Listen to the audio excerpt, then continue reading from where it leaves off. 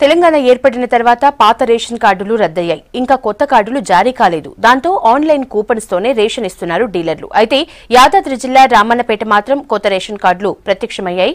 కొత్త ration cards ఎప్పుడొస్తాయని జనం అడుగుతూ ఉండడంతో కొందరు డీలర్లు సర్కార్ లోగోతో రేషన్ కార్డు సృష్టించి ₹1000 చొప్పున అంటగట్టారు.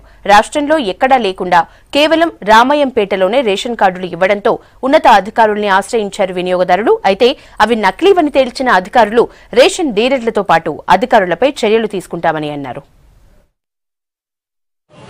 రేషన్ షాప్లో డీలర్లు కొన్ని అక్రమాలు చేసుకుంటూ ఒక కార్డుని సొంతంగా ప్రభుత్వం ఇవ్వకుండా వాళ్ళు సొంతంగా ఒక కార్డు క్రియేట్ చేసుకొని దానిని ₹60 నుంచి ₹100 తీసుకోవాలని నిర్ణయించి ప్రతి ఒక్క రేషన్దారునికి రేషన్ కార్డు ఉన్నటువంటి కుటుంబానికి ఇవ్వడం జరుగుతుంది.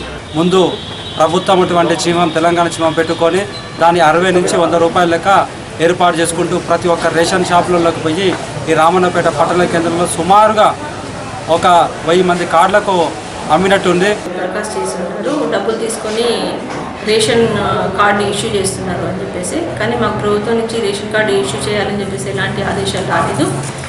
ఇది వారు వ్యక్తిగతంగా చేసినట్లుగా తెలుస్తుంది. అసలు ఎవరెవరు డీలర్లు చేశారు ఏంటి అనేది సమగ్రమైన విచారణ జరిపి అంటే నివేదికని పై ఆఫీసర్